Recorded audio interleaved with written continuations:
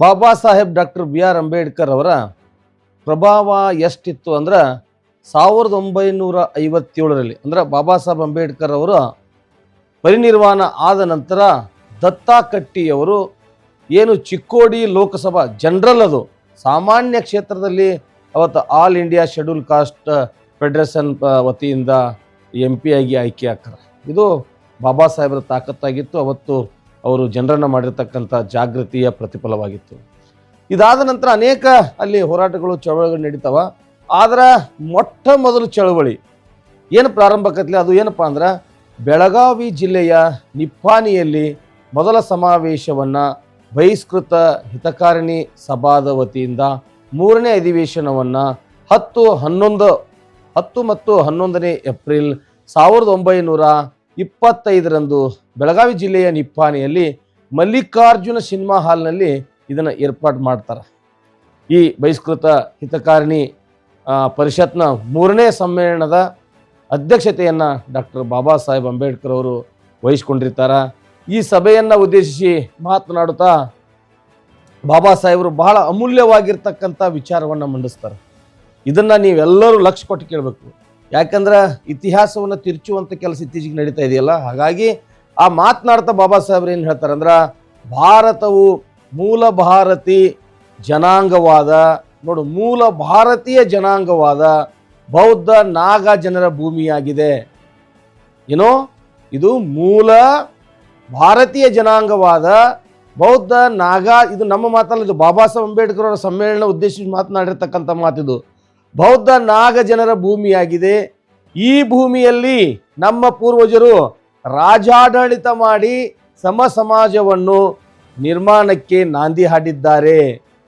ನಮ್ಮ ಪೂರ್ವಜರು ರಾಜಾಡಳಿತ ಮಾಡಿ ಸಮಾಜವನ್ನು ಕಟ್ಟಲಿಕ್ಕೆ ನಾಂದಿ ಹಾಡಿದ್ದಾರೆ.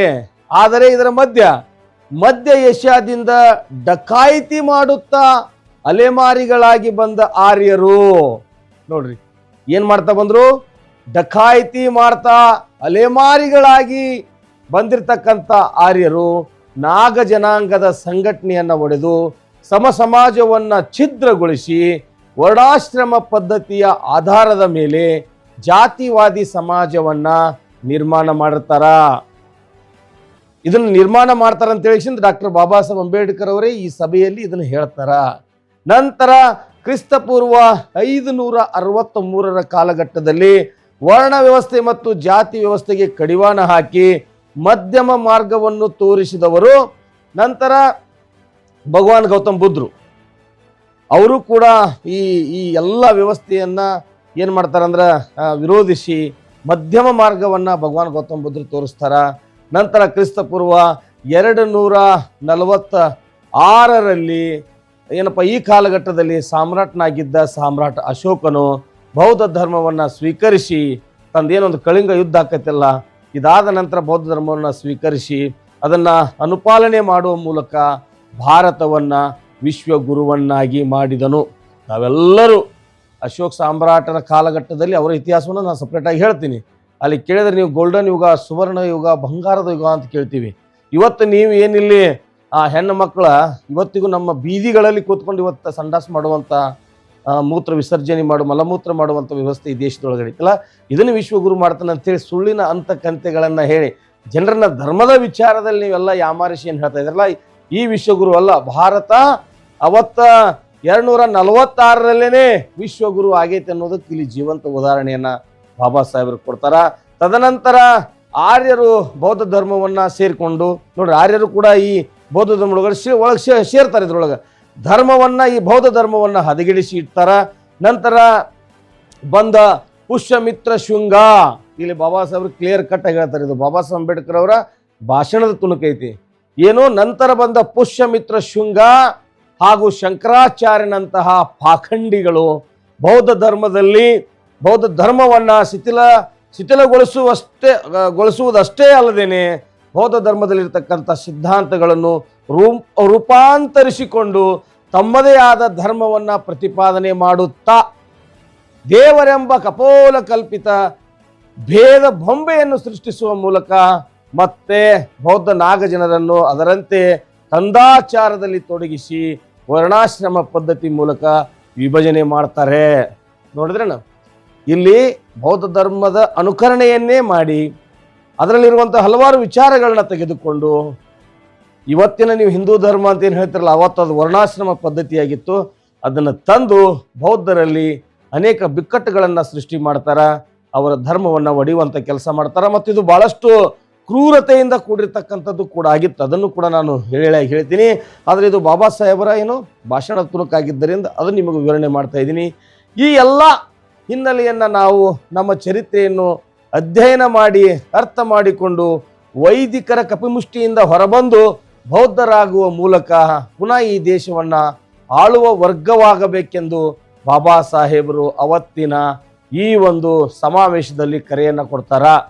ಬೆಳಗಾವಿ ಜಿಲ್ಲೆಯನ್ನು ಸಮ್ಮೇಳನಕ್ಕಾಗಿ ಯಾಕೆ ಬಾಬಾ ಸಾಹೇಬ್ ಅಂಬೇಡ್ಕರ್ ಅವರು ಆಯ್ಕೆ ಮಾಡ್ಕೊಳ್ತಾರಪ್ಪ ಅಂದ್ರೆ, ಇದರ ಮುಖ್ಯ ಉದ್ದೇಶ ಏನಪ್ಪ ಅಂದ್ರೆ, ಅವರು ಅತ್ಯಂತ ಬಾಬಾ ಸಾಹೇಬ್ ಅಂಬೇಡ್ಕರ್ ಅವರ ಅತ್ಯಂತ ನಂಬಿಗಸ್ತ ಅನುಯಾಯಿಗಳಲ್ಲಿ ದೊಡ್ಡ ಪಾಲು ಉತ್ತರ ಕರ್ನಾಟಕದವ್ರದ್ದಾಗಿರ್ತದ. ಅವರಲ್ಲಿ ಪ್ರಮುಖರೆಂದ್ರಪ್ಪ ಯಾರಪ್ಪ ಅಂತಂದ್ರ ಇಂಗಳೆಯವರು ಮತ್ತು ಮಾರುತಿ ಜ್ಯೋತಿ ರಾವಣ್, ದತ್ತಾ ಎ ಕಟ್ಟಿ, ಬಲವಂತರಾವ್ ವರಾಳೆ, ಪಿ ಹೆಗರೆ, ಅಲ್ಲಪ್ಪ ಅವಧಿ, ಇವರೆಲ್ಲರೂ ಕೂಡ ಮುಂತಾದವರೆಲ್ಲರೂ ಬಾಬಾ ಸಾಹೇಬ್ ಡಾಕ್ಟರ್ BR ಅಂಬೇಡ್ಕರ್ ಅವರ ಮಾರ್ಗದರ್ಶನದಲ್ಲಿ ಭಾರತೀಯ ಸಮಾಜದಲ್ಲಿ ಬೇರು ಬಿಟ್ಟಿದ ವೈದಿಕ ಪರಂಪರೆಯ ಅನಿಷ್ಟ ಆಚರಣೆಗಳ ಬಂಧನದಿಂದ ದಲಿತರನ್ನು ಸ್ವತಂತ್ರಗೊಳಿಸಿ ಅವರಿಗೆ ಸಾಮಾಜಿಕ, ಆರ್ಥಿಕ, ಶೈಕ್ಷಣಿಕ, ರಾಜಕೀಯ ಸ್ಥಾನಮಾನಗಳನ್ನು ದೊರಕಿಸಿಕೊಡುವುದರಲ್ಲಿ ಅವರ ಜೀವನ ಪರ್ಯಂತ ಹೆಣಗಿದವರಾಗಿದ್ದರಿಂದ ದೇವರಾಯ ಇಂಗಳೆ, ಮಾರುತಿ ಜ್ಯೋತಿರಾವ್ ರಾವಣ್ ಮತ್ತು ಬಲವಂತರಾವ್ ಎಚ್ ವರಾಳೆ ಇವರೆಲ್ಲರೂ ಕೂಡ ಬಹಳಷ್ಟು ಬಾಬಾ ಸಾಹೇಬ್ ಡಾಕ್ಟರ್ BR ಅಂಬೇಡ್ಕರ್ ಅವರಿಗೆ ಆಪ್ತರಾಗಿರ್ತಾರ. ಅದಷ್ಟೇ ಅಲ್ಲದೇನೆ ಇವರಿಬ್ಬರು ಕೂಡ ಇಲ್ಲಿ ನಾವು ಹೊರಟಿರ್ತಕ್ಕಂತಹ ಜ್ಯೋತಿ ರಾವಣ್ ಮತ್ತು ಬಲವಂತರಾವ್ ವರಾಳೆ ಇವರಿಬ್ಬರು ಕೂಡ ಡಾಕ್ಟರ್ ಬಾಬಾ ಸಾಹೇಬ್ ಅಂಬೇಡ್ಕರ್ ಅವರ ಸಮಕಾಲೀನವರಾಗಿದ್ದರಿಂದ ನೇರವಾಗಿ ಚಳವಳಿಗಳಲ್ಲಿ ಭಾಗವಹಿಸುವುದಷ್ಟೇ ಅಲ್ಲದೇನೆ ಹಲವು ಚಳವಳಿಗಳ ನೇತೃತ್ವವನ್ನು ಕೂಡ ಇವರು ವಹಿಸ್ಕೊಂಡಿರ್ತಾರ. ಅಷ್ಟೇ ಪ್ರಮುಖ ಅನುಯಾಯಿಗಳಾಗಿರ್ತಕ್ಕಂಥ ದತ್ತಾ ಕಟ್ಟಿ, ಪಿ ಹೆಗರೆ ಅವರು ಡಾಕ್ಟರ್ ಬಾಬಾ ಸಾಹೇಬ್ ಅಂಬೇಡ್ಕರ್ ಅವರ ಸಮಕಾಲೀನವರಾಗಿದ್ದರು. ಆದರೆ ನೇರವಾಗಿ ಅಂಬೇಡ್ಕರ್ ಅವರ ಮುನ್ನಡೆಸುವ ಹೋರಾಟಗಳಲ್ಲಿ ಭಾಗಿಯಾಗುತ್ತಿರಲಿಲ್ಲ. ಕೇವಲ ಅವರ ತತ್ವ ಸಿದ್ಧಾಂತ ಮತ್ತು ಕೆಲವು ಅವರ ತತ್ವ ಸಿದ್ಧಾಂತ ವಿಚಾರಗಳಿಂದ ಪ್ರಭಾವಿತರಾಗಿ ಜೀವನ ಪರ್ಯಂತ ಅವರ ಮಾರ್ಗದಲ್ಲಿ ಮುನ್ನಡೆದಿರುವಂತಹ ವಿಚಾರ ಇದು. ನಮ್ಮ ಕರ್ನಾಟಕದ ಬಹಳಷ್ಟು ಜನ ಬಾಬಾ ಸಾಹೇಬ್ ಡಾಕ್ಟರ್ BR ಅಂಬೇಡ್ಕರ್ ಅವರ ನಿಕಟ ಸಂಪರ್ಕದಲ್ಲಿದ್ದರು. ಇಲ್ಲಿ MP MLAಗಳು ಕೂಡ ಆದರು.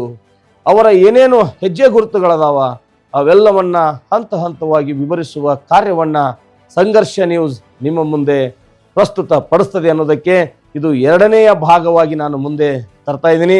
3ನೇ ಭಾಗವನ್ನು ಕೂಡ ಅತಿ ಶೀಘ್ರವಾಗಿ ನಿಮ್ಮ ಮುಂದೆ ತರ್ತೀನಿ. ನಿರಂತರ ಸುದ್ದಿಗಳಿಗಾಗಿ ನೋಡ್ತಾ ಇರಿ ಸಂಘರ್ಷ ನ್ಯೂಸ್ ಕರ್ನಾಟಕ.